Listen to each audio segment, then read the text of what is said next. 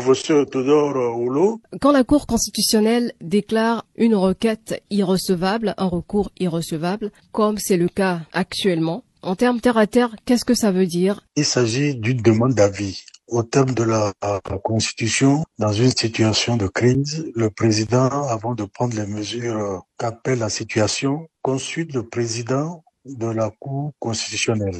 Donc c'est lui qui peut demander un avis. La Cour n'a pas compétence à répondre à un avis demandé par un simple citoyen. C'est une prérogative du président de la République. Mais par contre, lorsqu'il s'agit de la violation des droits de l'homme, la Cour constitutionnelle étant garante du respect des droits de la personne et des libertés publiques, même lorsque la requête est recevable, la Cour peut se prononcer d'office tout en déclarant la requête irrecevable. La Cour n'a pas jugé puisque la Cour ne s'est pas prononcée au fond. Elle a dit qu'elle ne peut pas répondre à cette question parce que cela ne relève pas de la compétence d'un individu de demander un avis. Si on avait posé un problème de violation de la Constitution, la Cour allait se prononcer. Cette demande de Monsieur Christian Lindé n'a pas prospéré devant la Cour constitutionnelle. Demande irrecevable. Est-ce que l'auteur de cette requête dispose d'une autre voie de recours? Cette question relève de la compétence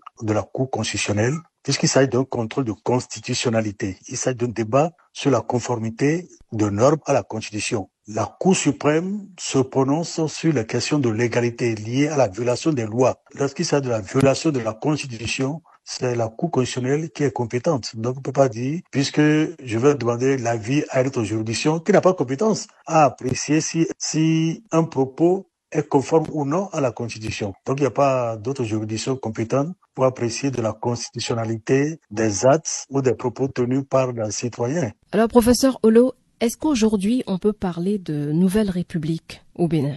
Vous avez suivi l'actualité au Togo.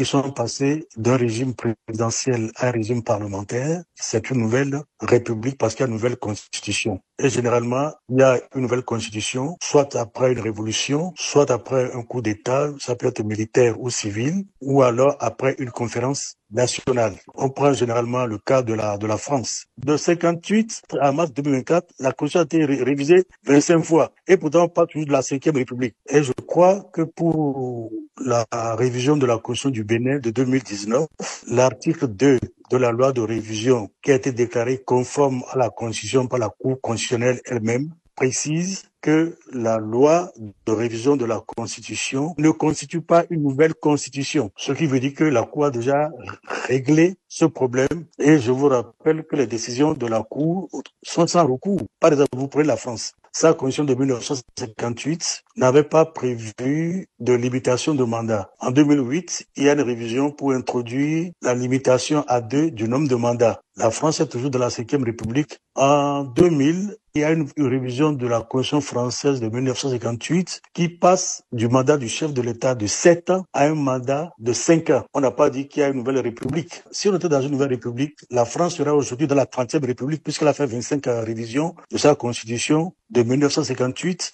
à 2024. Il s'agit là des règles de droit constitutionnel. Donc c'est pas parce que les gens disent que c'est une nouvelle république que ça devient vérité scientifique. C'est ceux qui ne connaissent pas le droit constitutionnel qui peuvent se permettre de dire parce qu'on a changé une virgule, c'est une nouvelle république. Donc il n'y a pas une nouvelle république au Bénin. Nous avons une nouvelle république. Quand nous avons fait notre conférence nationale, nous avons adopté une nouvelle constitution. Et le Bénin a eu à adopter chaque fois de nouvelles constitutions. Voilà pourquoi nous sommes passés de la première république à la deuxième république. Quand il y a eu le coup d'État de 1963, il y a eu une nouvelle constitution qui a été adoptée en 1964 avec la coalition. Nous sommes entrés dans une deuxième. Donc, c'est après un coup d'État qu'il y a eu une nouvelle constitution. C'est une nouvelle constitution qui donne naissance à une nouvelle république. Or, en déclarant conforme à la constitution la révision de 2019, la Cour a dit que cette révision ne donne pas naissance à une nouvelle constitution. Merci, professeur Théodore Olo. Je vous en prie, madame.